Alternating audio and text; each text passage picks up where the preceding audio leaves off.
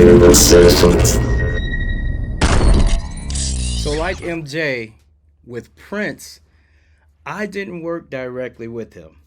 I'm all about transparency. So a lot of people will hype you up and sell you, their stories. That's not me.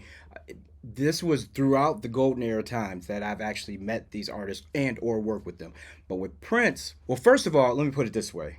I worked on the Millions More movement with Minister Farrakhan, and I produced a song on there, co-wrote a song on there. Viper and Cy Scott were on Millions More movement, and Prince was on the album. So Prince was the selling point for everybody to get involved.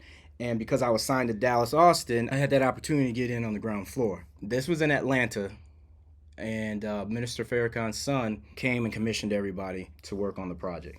Now, with that being said, I was out in LA working. Yeah, I think I was out there working on the Master P project at the record plant.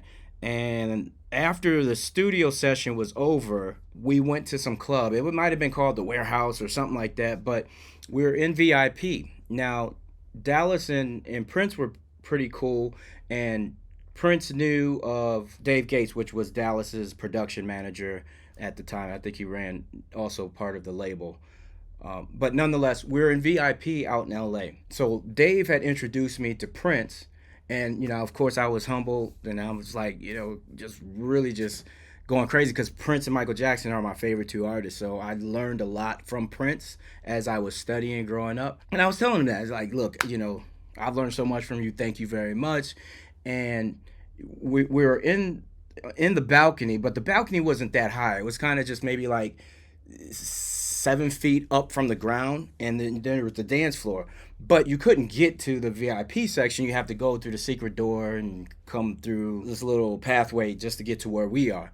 Nonetheless, Prince was a germaphobe, so one of the people from the dance floor jumped up and said, "Hey, Prince, how you doing?" Blah, blah, blah. And all of a sudden, Prince started freaking out. It's like, yeah, he's just like, his security cleared everybody out of the VIP, including Kobe Bryant. So Kobe was, he was a rookie back then, so he had all this hype around him, and he had his own entourage. But Kobe probably was on the VIP maybe 5-7 minutes before this happened, and then security cleared everybody out. So Dave and I were still standing over there, kind of behind Prince, watching everybody, get kicked out, whatever.